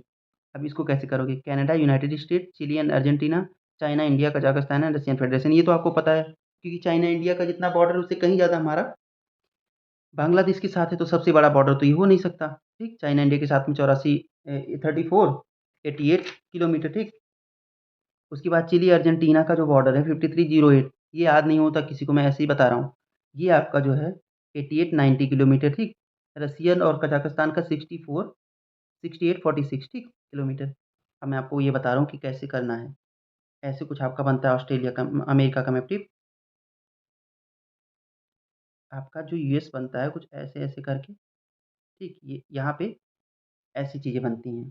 क्यों? क्योंकि यहाँ पे सुपीरियर जो कौन सी सुपीरियर, ह्यूरॉन, एरी, ये सारी 5 लेक्स जो है ना, उनके बॉर्डर्स बनते हैं। दूसरा क्या है, एक यहाँ पे बॉर्डर हो गया, दूसरा यहाँ पे आपका अलास्का बनता है। अब देखो, आपको लगता है आंध्र प्रदेश या मुंबई का बॉर्डर सबसे लंबा हो सकता है, जो ओशियन के थ्रू है इंडिया का ना, लेकिन गुजरात कुछ ऐसे बनता है, बार-बार वो टर्न करता है ऐसे, ठीक? तो इस वजह से ये कोस्ट इंडिया का सबसे बड़ा है। वैसे ही आपको लगता है कि पाकिस्तान या चाइना का बड़ा होना चाहिए बॉर्डर इंडिया के साथ, लेकिन बांग्लादेश का क्यों? बांग्लादेश का कुछ ऐसे होके तब आता है, ठीक? तो ये कारण है, ऐसे जब आप मैप पे देखोगे, तो कज़ाकिस्तान के साथ में जो बॉर्डर है रशियन फेडरेशन का, वो बिल्कुल सिंपल सा दिखता है, ठीक है? लेकिन इनके साथ में एक बॉर्डर यहाँ पे बन रहा है, उसके साथ ही कनाडा के साथ ही, ठीक? बाकी बॉर्डर यहाँ पे बन रहा है। तो ये दोनों मिला के बॉर्डर्स बड़े हो जाते हैं, थोड़ा-सा इसका यही तरीका है, ठीक, करने का, और कुछ उपाय है नहीं। अगर आप ज़्यादा कन्फ्यूज़ ना हो तो सिंपल सा आंसर है। कन्फ्यूज़न बढ़ाओगे तो आंसर मिलना थोड़ा मुश्किल हो जाएगा। अगले क्वेश्चन की तरफ चलते हैं। एथिक्स कमेटी लोकसभा में कब बनी थी? तो initially it was ad hoc committee, बिल्कुल सही है, ठीक। ये क्या है कि देखो, राज्यसभा में ना ये आई थी आपकी 1996 1997 में, इसको बनाया गया, ठीक। कौन बनाया? तो के.आर. नारायणन साहब थे राज्यसभा के, बेसिकली जो के.आर. नारायण शायद वाइस प्रेसिडेंट थे राज्यसभा, हाँ, राज्यसभा के जो चेयरमैन हुए वही हुए ना, तो उन्होंने बनाया था राज्यसभा के लिए। लेकिन फिर क्या हुआ, बेसिकली अलग-अलग कंट्रीज़ में विज़िट के बाद 2000 में एक प्रिविलेज कमेटी बनाई गई, कमेटी ऑफ प्रिविलेज। इसी को एथिक्स कमेटी का नाम दिया गया। कमेटी ऑफ प्रिविलेज लोकसभा में बनाई गई, राज्यसभा की बात नहीं कर रहा है, लोकसभा की बात कर रहा। तो initially it was ad hoc, 2015 में इसको परमानेंट कर दिया गया। Only a member of Lok Sabha can make a complaint relating to unethical conduct of member of Lok Sabha. नहीं, एक तो ओनली से आप हटा सकते हो इस चीज़ को, वैसे भी अगर आपको कुछ नहीं आता है, ये ट्रिक है हटाने की, ठीक? क्यों? क्योंकि आपको ज़्यादा कुछ पता नहीं है, तो आप यहाँ पे 90% पॉसिबिलिटी वाली चीज़ें लगाओगे ना, जो मैंने बताया आपको। तो आप ओनली लगाओगे, ओनली मतलब गलत। देखो क्या है, हम लोग भी कर सकते हैं, बशर्ते क्या है कि हम अपने एमपी साहब के पास जाएँ, ठीक? जो हमारे सांसद हैं, सांसद महोदय के पास जाएँ और हम बोलें कि दूसरे ज़िले के जो एमपी हैं या दूसरी कॉन्स्टिट्यूएंसी के जो एमपी हैं, वो अच्छा काम नहीं कर रहे हैं, हमारे रिलेटिव वहाँ पे रहते हैं, उन्हें बड़ा परेशान करते हैं। तो उनका जो कंडक्ट है ना, एथिकल कंडक्ट है, उस पे क्वेश्चन वो रेज़ कर सकते हैं लोकसभा में, ऐसे लेमन लैंग्वेज में समझो। This committee can not take up any matter which is sub judice. तो बिल्कुल सही, भाई जुडिशरी के पास जो भी मैटर है वो कोई नहीं लेता है। ये तो कोई कमिटी हो गई, लेकिन और कोई नहीं लेता, ये बात समझा करो। क्योंकि जुडिशरी बहुत पावरफुल है। तो पहला और तीसरा स कौन-सा दूसरा और तीसरा सही हुआ? नहीं, पहला और तीसरा। अगले की तरफ चलते हैं, अगला क्या कह रहा है? Was the provisional president of Constituent Assembly before doctor Rajendra Prasad took over। तो सच्चिदानंद सिन्हा साहब थे। कि आंसर बिल्कुल सिंपल है, 9 दिसंबर 1946 को कोई ये तो हुआ नहीं था कि कौन बनेगा वाइस प्रेसिडेंट। तो टेम्परेरी जो टेम्परेरी प्रेसिडेंट रखे गए थे उस मीटिंग के, वो यही थे, सच्चिदानंद सिन्हा साहब। बाकी टीटी कृष्णाचारी, देखो गोपालाचारी के बारे में आपने थोड़ा बहुत पढ़ा ही पीछे, कौन सी स्वतंत्र पार्टी बनाई थी, बी आर अम्बेडकर के बारे में पढ़ते ही रहते हो आप। टीटी कृष्णाचारी जो थे ना, ये जो कौन सी कमेटी थी, ड्राफ्टिंग कमेटी के 2 मेंबर ऐसे थे जो बाद में हट गए थे और 2 नए जुड़े थे। अब थोड़ी-सी कन्फ्यूज़न मुझे है कि ये उनमें से थे जिन्हें हटाया, मतलब जिन्होंने छोड़ दिया था, या उनमें से थे जिन्होंने जॉइन किया था, ठीक? ये मैं आपको किसी और वीडियो में सेपरेट बता दूँगा। बस इतना समझो ये एड हॉक कमेटी से रिलेटेड थे, अभी के लिए इतना याद रखो। फालतू की कोई न्यूज़ नहीं। With reference to Government of India Act 1935 consider the following statement, कह रहा पहला, it provided the establishment of all India federation based on the union of British Indian provinces and princely state, दोनों को मिला के federation of India बनाया जाएगा, ठीक? तो ये है, सही बात है। दूसरा कह रहा है defence and foreign affair were kept under the control of federal legislature. यहाँ पे लोग कंफ्यूज कहाँ पे हो गए थे ना, बात सही थी इसमें, इन्होंने कहा कि आप स्टेट वगैरह अलग-अलग हो जाएँ, उनकी गवर्नमेंट चलती रहे और एक जो फेडरल लेजिस्लेचर होगी, वो सब पे राज करेगी। लेकिन हमेशा ध्यान रखना, अभी जो कुछ है वो पहले नहीं था। फेडरल जो कॉन्स्टिट्यूएंसीज़ होंगी, फेडरल जो भी लेजिस्लेटिव असेंबली बनेगी, उसमें भी तो कोई ना कोई इंडियन ही होगा जो चुन के आएगा, तो उसके हाथ में पावर रहेगी, तो भी तो कुछ कर सकता है। तो आज के जो राष्ट्रपति हैं ना, उस टाइम पे गवर्नर जनरल या वायसराय को कहा जाता था, ठीक? उनके हाथ में सारी पावर रहती थी, वो अपने हाथ से ये पावर नहीं छोड़ते थे, ये पावर छोड़ दिया, तो फिर दिक्कत आ जाएगी, फिर उन्हें इंडिया छोड़ के जाना पड़ता। तो ये गलत हो गया, पहला आपका सही होगा, ठीक? बाकी 1935 के बारे में थोड़ा बहुत और पढ़ लेना, पढ़ा होगा ही आपने। कौन-सा भाषा का प्लेराइट है? भाषा ने क्या लिखा था? तो इसका आंसर है सीधा-सीधा, इसमें कोई जुगाड़ है नहीं, तो कुछ करने का मतलब है नहीं। कौन-सा? मध्यमा व्यायोगा क्या? ठीक, मध्यमा व्यायोगा कुछ करके, मध्यम व्यायोग, ठीक, इसको कहते हैं। बाकी और इनकी कौन-कौन सी बुक्स हैं, तो 1-2 और बुक बता देता हूँ, वो आप राइट डाउन कर लो, ठीक? याद हो जाएगी। एक दुता घटोत्कचा, ठीक? दुता घटोत्कचा, फिर दुटा वाक्य, दूता वाक्य ऐसे कुछ बोल सकते हैं इसको, ठीक? तीसरा आपका है बालचरित, बालचरिता। चौथा आपका क्या है? चौथा आपका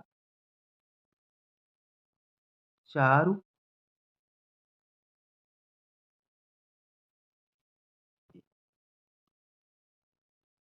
कुछ चारु दातला करके कुछ है, ठीक? वो ऐसे डाँटला या कुछ ऐसे करके, याद नहीं आ रही मुझे। तो वो है, ठीक? ये बुक्स आप राइट डाउन कर लें। और दू पहला क्या है? काव्य अलंकारा। काव्य अलंकारा किसका है? तो ये काव्य अलंकार आपका भामह का है, भामह, ठीक? सॉरी, ऐसे भामह नहीं, भामा शायद, 1 मिनट, ऐसे कुछ ऐसे लिखेंगे, भामह, ठीक? ये 7th-8th सेंचुरी की बात है, ठीक? उस टाइम पे इन्होंने लिखी थी। नाट्यशास्त्र, नाट्यशास्त्र ईज़ी है, भारत मुनि का है, ठीक? अब महाभाष्य, महाभाष्य पतंजलि का है, भाषा से महाभाष्य नहीं, पतंजलि, ठीक, पतंजलि का, ये आप सब नोट डाउन कर लें। अगला है, अगला कह रहा है Sanghabhuti and Buddhist monk who travel to China at the end of 4th century was an author of commentary on, किस चीज का ऑथर थे, ठीक। तो ये, ठीक, तो अब ये क्वेश्चन क्या कह रहा है, देखो इसमें पहले भी कई ऐसे थे, जैसे धमार्था, ठीक, धमार्था और कश्यप जो थे, ये सब लोग, जैसे कश्यप मुनि वगैरह जो भी थे, जो बुद्धिस्ट से रिलेटेड थे, तो वो लोग चाइना ट्रेवल किए थे 1st सेंचुरी बीसी के आसपास। फिर बाद में ये लोग भी गए, जैसे संघभूति हो गए और पठान कुमार जीवा जो थे, ये लोग गए थे, ठीक। तो अब संघभूति के बारे में बेसिकली ये पूछ रहा है कि इन्होंने क्या लिखा था, ठीक। तो संघभूति की, देखो इसमें कोई जुगाड़ है नहीं तो क्या बताऊं मैं, श्रवस्तिवाद विनय, ये बुद्धिज्म से रिलेटेड है, श्रवस्तिवाद विनय, ठीक। और बाकी के बारे में बता देता हूँ, श्रवस्तिवाद विनय इन्होंने लिखा था। पहला क्या है, प्रांज परमिता सूत्र, परमित पे क्वेश्चन पूछा था यूपीएससी ने। अब अब देखो, मैं आपसे ये नहीं बोलूंगा, पहले मैं आपको बता दे रहा हूँ, ये नहीं बोलूंगा कि ये पीवाईक्यू में पूछा है तो आपको आना चाहिए था, बिल्कुल गलत है, ठीक।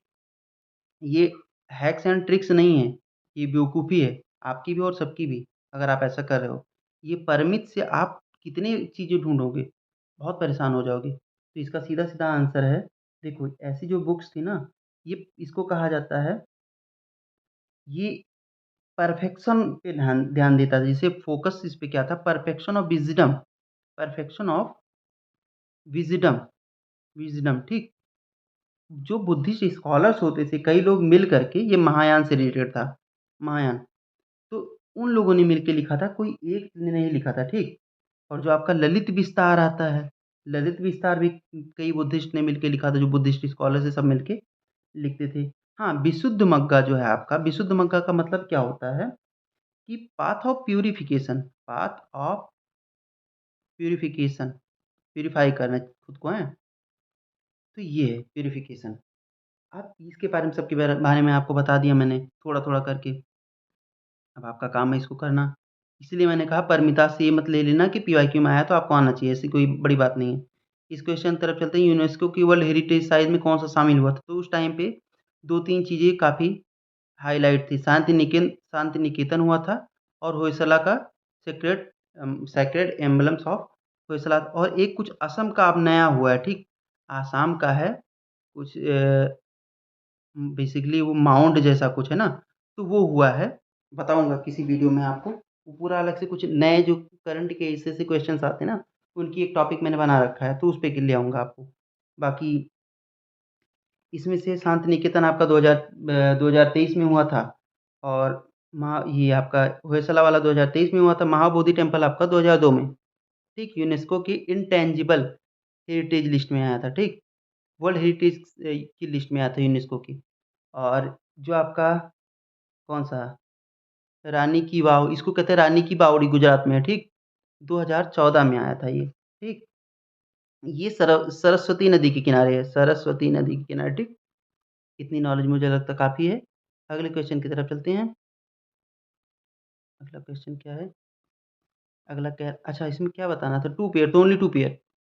अगला क्वेश्चन क्या कह रहा है? कह रहा है कि country country mention in media for their low birth या एजिंग पॉपुलेशन। तो जब एजिंग पॉपुलेशन लो बर्थ पूछे तो आप पहले तो यूरोप में घुस जाओ। कोई कंट्री है यूरोप की? इटली, और कोई नहीं। फिर आप एशिया की जो 2 कंट्री है, जापान और साउथ कोरिया, जो डेवलप्ड कंट्री है, उन पे चले जाओ। अब नाइजीरिया अफ्रीकन कंट्री है, या तो फिर अफ्रीका को ही हटा दो, तो आपका आंसर मिल जाएगा 1, 2 एंड 1, 2 एंड 4। ऐसे तो कुछ बना, 1, 2 एंड 4 आंसर होगा, इसमें क्या ही बताना है। अगला क्वेश्चन क्या कह रहा है? Money bill in the parliament, पहले भी किसी पीवाईक्यू में मैंने कराया। तो कह रहा है money bill article 109 mention special procedure in respect of money bill, बिल्कुल सही बात है। Money bill shell not be introduce in council of state, यानी राज्यसभा में नहीं किया जा सकता, ये भी बात सही है।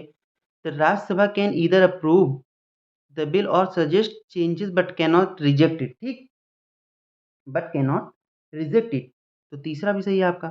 चौथा कह रहा है amendment to the money bill suggested by Rajya Sabha have to be accepted, तो एक्सेप्ट कौन करता है? करना है तो करो, नहीं 14 दिन बाद वैसे एक्सेप्टेड है।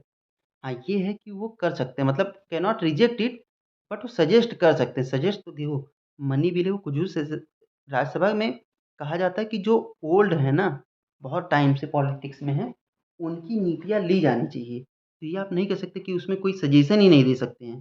ठीक? तो ये बात सही है। अब 1, 2, 3 अभी यूपीएससी के आंसर की आई नहीं, इसमें हो सकता है, मुझे लगता है कि लोगों की डिबेट बढ़े, लेकिन 1, 2, 3 आंसर मुझे लगता है इसका ही बनेगा। ठीक? अगले की तरफ चलते हैं। अगला क्वेश्चन इतना इम्पोर्टेंट वैसे कुछ है नहीं।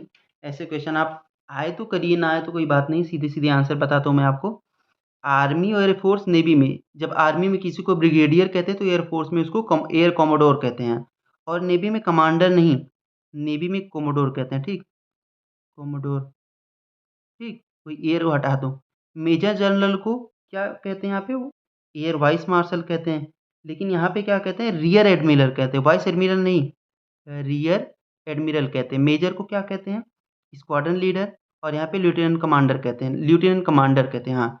और यहाँ पे लेफ्टिनेंट कोलोनल को क्या कहते हैं, ग्रुप कैप्टन नहीं, यहाँ पे ग्रुप कैप्टन नहीं, फ्लाइंग ऑफिसर कहते हैं, फ्लाइंग ऑफिसर कहते हैं। और यहाँ पे कैप्टन को सब लेफ्टिनेंट कहते हैं। ठीक, सब लेफ्टिनेंट कहते हैं। तो इसमें आंसर कौन सा, ओनली 3, ओनली 3 आंसर आपका। अगले क्वेश्चन पर चलते हैं। North eastern council was established, north eastern council act 1971, subsequent to the amendment of north eastern council in 2002 the council comprises which of the following members. ठीक, जो north eastern council बनी थी उसमें कौन आता है, तो गवर्नर ऑफ कॉन्स्टिट्यूएंसी स्टेट बिल्कुल आते हैं गवर्नर। अगर चीफ मिनिस्टर हैं तो चीफ मिनिस्टर आएंगे। ठीक, 3 member nominated by president of India, बिल्कुल सही।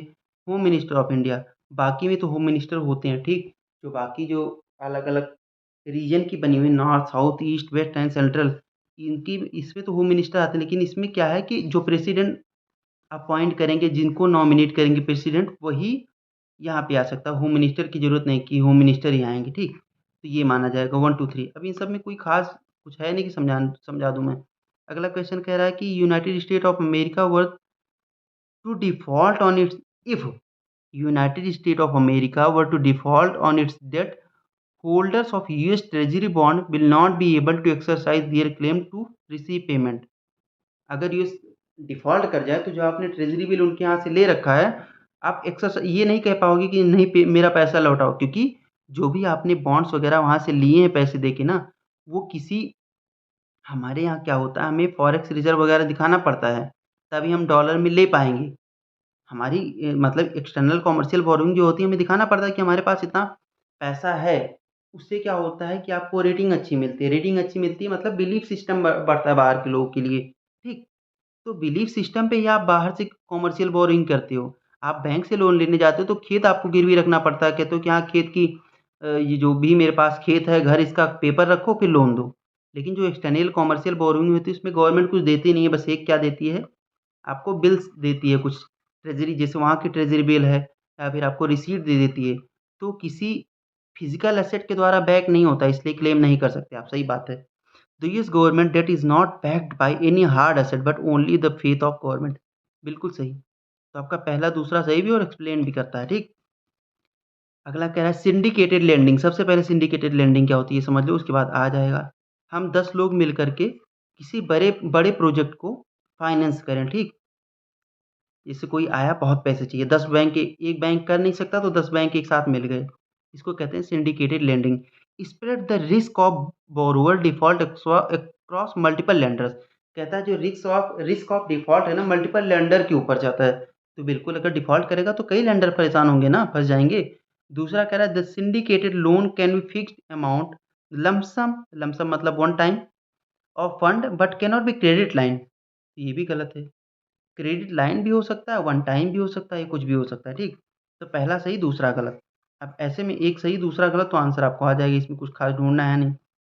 अगले क्वेश्चन की तरफ चलते हैं। डिजिटल रूपी के बारे में कह रहा है, तो डिजिटल रूपी हमारी आरबीआई ने निकाला है, मतलब बैक कौन कर रहा है, आरबीआई बैक कर रहा है। It is a sovereign currency issued by RBI in alignment with its monetary policy. RBI मैंने क्यों कहा, न्यूज़ में था, अब ऐसे थोड़ी इसमें जुगाड़ थोड़ी लगता है, न्यूज़ में था। It appears the liability of RBI to balance it. RBI की लायबिलिटी सब कुछ वही होती है, जो अपने यहाँ से इशू कर रहा है उस पे उसकी लायबिलिटी बढ़ती है। It is insured against inflation bye it's very design. कोई चीज़ इंश्योर तो है नहीं यार इन्फ्लेशन के अगेंस्ट। ठीक? तो ये कैसे इन्फ्लेशन के अगेंस्ट इंश्योर होगी? It is freely convertible against commercial bank and money cash. तो बात सही है। दोनों की, क्योंकि रूपी इसीलिए कॉन्सेप्ट आएगा तभी तो भाई फ्लो करेगी ये। जब तक कन्वर्टिबल नहीं होगी तब तक कैसे इजीली मूव करेगी पूरे वर्ल्ड वाइड या इंडिया में ही। तो अब देखो इसका आंसर क्या बनेगा, 124। तीसरा वैसे ही बता रहा है कि क्या ही है जो इन्फ्लेशन के अगेंस्ट इंश्योर्ड होता है। सोच के देखो, इन्फ्लेशन के अगेंस्ट देख लो हमारी खुद की करेंसी जो है रूपी, उसको आप देखो डॉलर के मुकाबले कैसे चली जाती है, गिरती है कभी उठती है। अगले क्वेश्चन की तरफ चलते हैं। कह रहा बुद्ध के अलग नाम। Gautam Buddha was recently known by which of the following epithets. कौन कौन से नाम हैं? शाक्यमुनि मुनि तथागता। मेरे पास नोट्स हैं कुछ, अब उनको या तो मैं क्योंकि खुद से लिखा था तो उतना अच्छा है नहीं, या तो मैं लिख के फिर टेलीग्राम पे डालूँ या यहाँ पे आपको पढ़ाऊँ। कोशिश करूँगा डायरेक्टली वहीं से है, ठीक। बहुत सालों से इन चीज़ों को रट रहा था। तो अब देखो आ ही गया। नायपुत्ता महावीर भगवान का नाम है, ठीक, भगवान महावीर का नाम है, जो जैन धर्म से रिलेटेड है। शाक्य मुनि तथागता, इनको ये भी कहा जाता है चांडाल थे, मतलब इनके प्रीवियस बर्थ में इनको ऐसा माना जाता है, इनका कोई एक मतलब बेसिकली कोई बुक है, जैसे आपने अलग अलग बुक पढ़ी, इसी एक सूत्र में या किसमें कहा जाता है कि ये चांडाल थे पुराने टाइम पे, पिछले जन्म में, ठीक। ये कब कॉन्सेप्ट आया था जानते हो?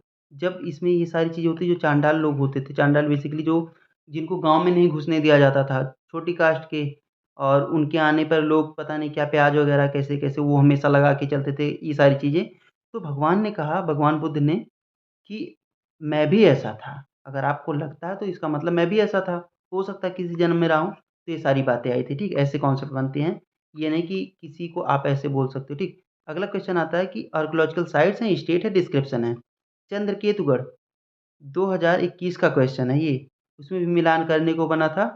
गणेश्वर, कॉपर आर्टिफैक्ट्स, और कुछ एक और नाम था।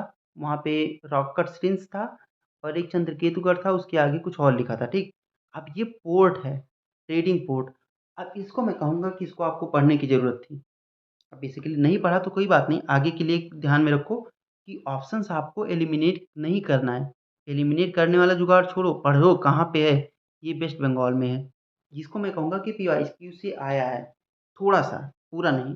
तो पहला आपका गलत हो गया। अब देखो आंसर मिल सकता है आपका।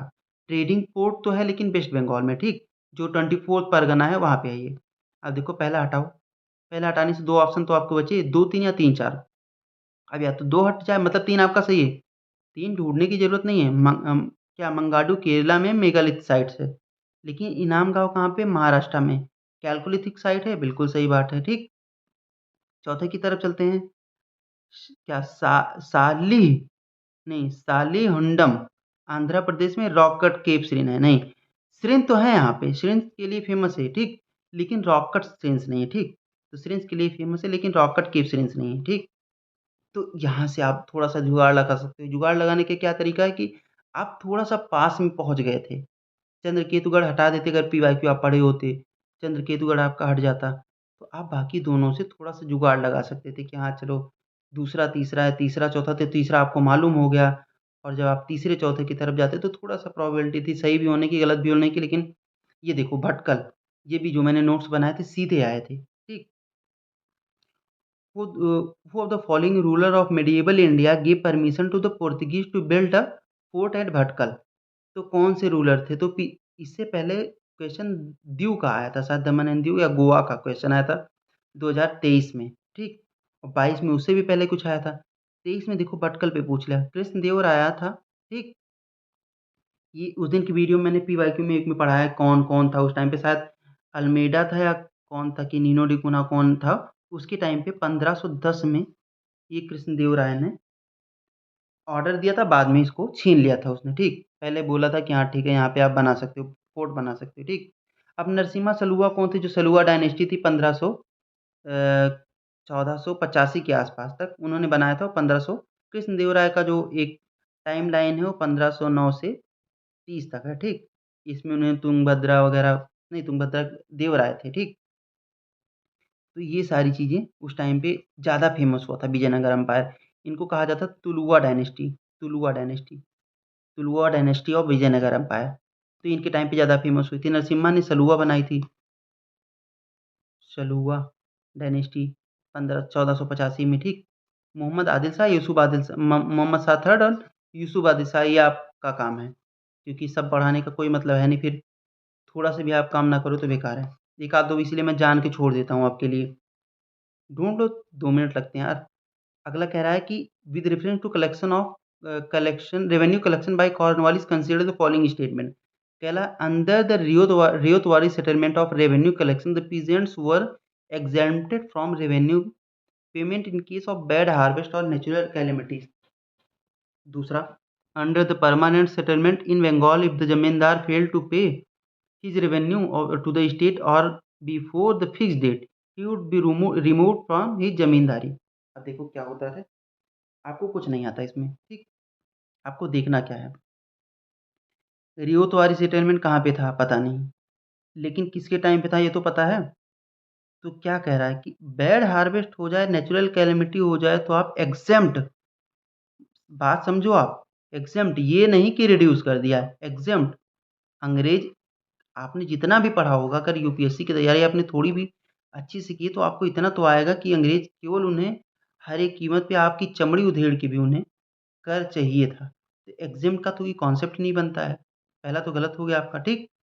और ये दूसरा जो है वो सही कह रहा है ना, लग नहीं रहा फेल हो गए आप, तो यही तो उनकी, देखो उनकी काम करने के तरीकों को पूरा पूरा बता रहा है ना कि वो कैसे काम करते थे। वो पहला कुछ ज़्यादा एथिकल हो गए, एथिकल हो गए। और इसमें क्या दिखा रहा है कि कितने क्रूअल थे वो, दूसरे वाले में दिखा रहा है, तो ये आपका सही बन रहा है। ये थोड़े से तरीके होते हैं हैक्स एंड ट्रिक्स के, ठीक। ये नहीं कि आप आंसर देख के फिर हैक्स एंड ट्रिक्स बनाओ। अब इसमें क्या है, रेवतवारी आपका सदर्न इंडिया में हुआ था, मैंने पीवाईक्यू में पढ़ाया था किसी साल में। इसको रीड एंड मुनरो कहते हैं, उस टाइम पे मैंने नहीं बताया था रीड एंड मुनरो, ठीक। परमानेंट सेटलमेंट आपका इधर था, बिहार वेस्ट बंगाल साइड में। ये आपका आया था बेसिकली जो आपका ये रीड एंड मुनरो है ना, ये कुछ आपका आया था 1700, हाँ 1800 के आसपास आया था, 1800 के आसपास शायद आया था, ठीक। लेकिन जो आपका परमानेंट सेटलमेंट है वो 1793 में आया था। कौन ले आया था, कॉर्नवालिस ले आया था, उस टाइम पे वही था ही, ठीक। इसमें क्या था, इसका थोड़ा सा मैं आपको कहानी बताता हूँ, कहानी सुनो। इसमें क्या था ना कि उसने कहा, एक फिक्स कर दिया कि आपको इतने टाइम के बाद, जैसे आज देना है आपको रेवेन्यू, लोगों से मिला नहीं मिला कोई फर्क नहीं, मुझे चाहिए, जो जमींदार है उससे मुझे चाहिए। अगर नहीं मिला तो आप हटे, दूसरे के हाथ में मैंने दे दिया। तो क्या करते थे लोग ना, वो क्या करते थे उस टाइम पे, अब बेसिकली फेल ही हो जाते थे वो। तो जब फेल हो जाते थे तो जैसे उनका नौकर हो गया, उनके फैमिली का कोई मेंबर है, उसको सामने खड़ा कर देते थे। और जो डील होती थी ना, जो नीलामी होती थी, उसमें उनको दे दिया जाता था, ठीक। वो सारी चीज़ें उनको मिल जाती थी। अल्टीमेटली इनडायरेक्टली फिर उन्हीं के पास आ जाता था। अब जैसे आज के टाइम पे जो चुनाव होता है उसमें क्या करते हैं, जहाँ पे वुमेन के लिए, जैसे अभी मैंने आपको पढ़ा 33% वुमेन, तो मेल क्या करते हैं, अपनी वाइफ को खड़ा कर देते हैं, फिर बाद में बन जाते हैं कौन सा निधि, प्रतिनिधि, उसको लिखते हैं प्रतिनिधि। वो खुद प्रतिनिधि बन जाते हैं, और जो असली प्रतिनिधि हैं, आप देखो ना वो पंचायत वेब सीरीज। तो ये कुछ कॉन्सेप्ट था। तो आपका पहला गलत, दूसरा सही, बारे में बता दिया मैंने इसको क्या है। और अगला कह रहा है India is a member of international grain council. दूसरा कह रहा है country needs to be a member of international grain council for exporting और इम्पोर्टिंग राइस एंड व्हीट। तो पहला सही है, इंडिया मेंबर है, लेकिन जरूरी नहीं कि मेंबर आपको बनना पड़े। बेसिकली ग्रेन को प्रमोट करने के लिए, बस इतना ही, इससे क्योंकि न्यूज का क्वेश्चन है तो ज़्यादा कुछ मैटर करता नहीं। अगला कह रहा है कि इंटेंजिबल कल्चरल हेरिटेज में यूनेस्को में कौन सा आया, ठीक। तो आपका गरबा डांस उस टाइम पे न्यूज़ में चला था, तो आपका गरबा डांस आया है। दुर्गा पूजा 2021 में आया था। छाऊ डांस उससे भी पहले आया था। और आपका कुंभ मेला 2017 में आया था, ठीक। 2017 में आया था। अब ये सब की लिस्ट मैंने बना के रखी है आपके लिए, जो इम्पोर्टेंट है। तो चैनल का नाम है यूपीएससी अनस्क्रिप्टेड। चैनल को आप सब्सक्राइब करिए, और वीडियो को ज़रूर से ज़रूर वॉच करके जाइए। अगर 25 को आप जा रहे हैं पेपर देने, कैसे भी कर पे 2x पे लगा के, कैसे भी करके, मैं कहता हूँ मत लिखो, लेकिन एक बार देख के जाओ। क्लियरली आपके माइंड में चीज़ें बैठी रहेंगी, बहुत ईज़िली क्वेश्चंस हो जाएँगे। पेपर आएगा उसके बाद मैं वैसे तो कुछ ऐसा करने वाला हूँ नहीं, लेकिन आपको पता चल जाएगा कि हाँ क्वेश्चंस आए थे या नहीं आए थे, ठीक। तो आप पिछले 5 साल के पेपर में 50 क्वेश्चन, एक शायद एक पार्ट और बचा है, ठीक, 2024 का, वो कल आ जाएगा आपका, ठीक। तो चलिए, बेसिकली अ, हाँ, अब इसके आगे क्या ही कहना है। आप चैनल को सब्सक्राइब करिए, बाकी आपकी मर्ज़ी। चलिए, थैंक यू।